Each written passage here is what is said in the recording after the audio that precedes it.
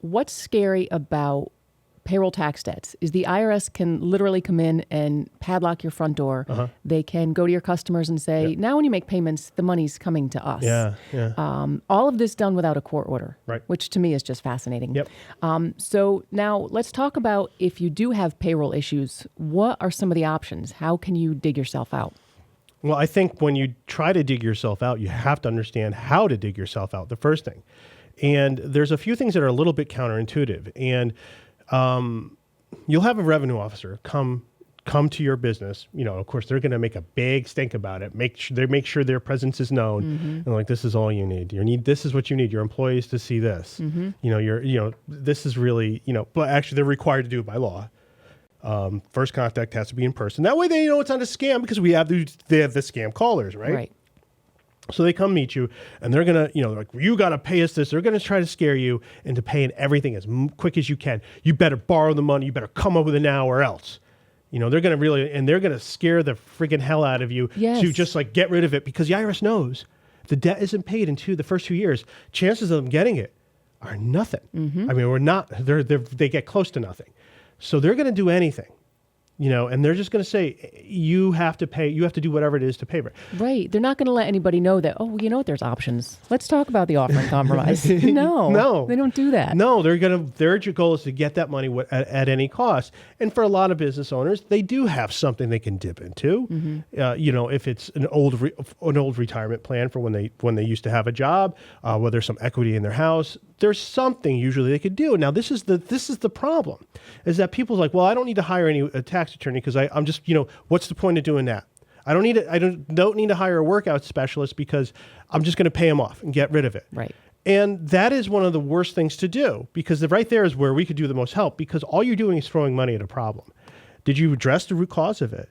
And now you've exhausted your resources, probably. So when it comes back again, what are you going to do? What are you going to do then? Geez, I already borrowed to the hilt. Maybe what you want to do is make Uncle Sam your lender, not your own stuff your lender. And there's ways to do that. Yes. Now, one of the first things people do is like, well, they're like, look, I don't have anything to get from. Then the revenue officer is going to say, okay, we'll get an installment agreement, right? The installment agreements, they're looking for repayment in 2 years. And usually these debts are out of control. And here you have a business that just demonstrated, wow, I have a huge cash flow problem. So the first thing they have to do is get current, which can be a challenge. That means paying your current debts. Right.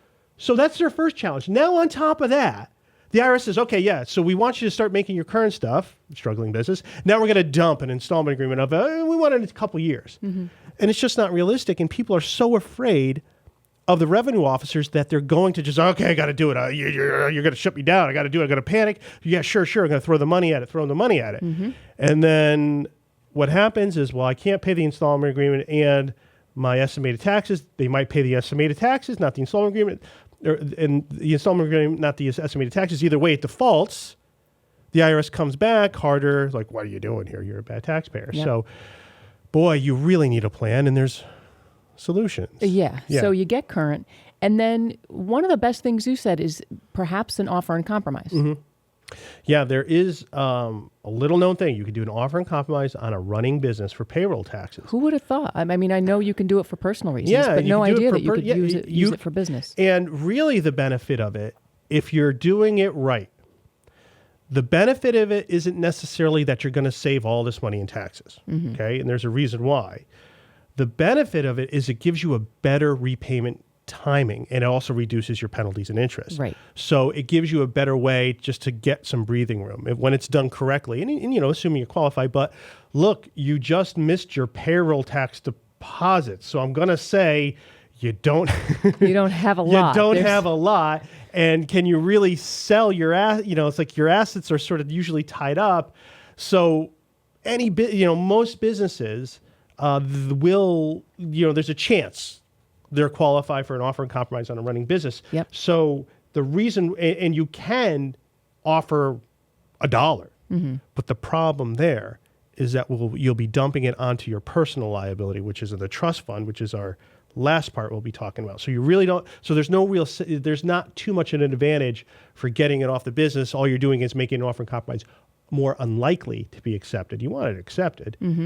And then you also, with the offer and compromise, you can direct payments to that trust fund portion. Oh, okay. Yeah, because that's one of the things when we talked about the trust fund versus non-trust fund.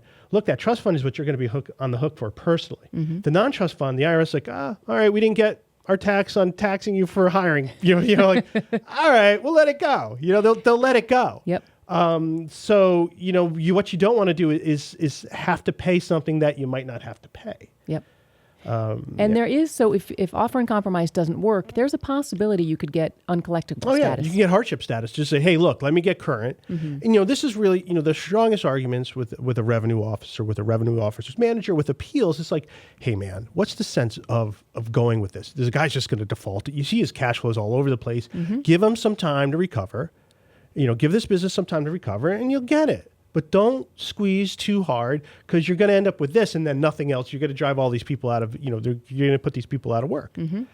Yeah, it seems that in this instance, usually when you're dealing with a revenue officer, some people sort of like puff up their chests and they act like jerks with the revenue officers. In this case, it seems like there's going to be a lot more fear and it's going to be easier to trample over people. Well, the better revenue officers are very friendly about this. Oh, yeah. They're going to be, oh, yeah, hey, yeah, let's just see what we can work out the numbers. Yep. Meanwhile, they're setting you up for complete disaster. Well, no, the guy's a nice guy. He seems reasonable. Look, man, he works for the federal government, okay? All right, now what about bankruptcy? Yes or no? Oh, well, bankruptcy is something you can't really get rid of the trust fund part. Okay. All right, that's going to be personally assessed. And that's going to be the other thing. Your business might file bankruptcy, and that's separate. And you will get some temporary relief from the IRS. But your business, if it's filing a Chapter 11, that's fine. But there's going to be that personal assessment, and that might take care of some of the employer portion of the payroll taxes. Yes. Now, one thing I want to mention. This is sort of what determines how things go. This is sort of where people just mess things up because they just don't get it right. And I just want to underline this 1,000 times. You have to put your tax problem into a compartment. Okay? That means you have to make it a past tax problem. The way you make it a past tax problem is you make sure you deposit your next payroll. You meet that. I don't care about your old ones. Make the next one. Okay? Because what the IRS is going to call you is somebody who's pyramided liabilities. When you're doing that, you're pyramiding liabilities. You didn't pay this, even though you're paying money. You're throwing money at stuff. Right. Most of our clients are paying something. It's not doing the job. It's not in any agreement. They're like, I'll just throw it. All right, when I get some extra money, I'll throw it at it. So they're not putting the money they get in the right place. Yeah, that's one of my least favorite phrases when people say that. When I get some extra money, I'm just going to throw it at the debt. That is not a good idea. You need to have a plan. The plan will save you. Throwing it at the debt may hang you. Right. IRSMedic, the law offices of Parent LLP, real tax attorneys for tough tax problems.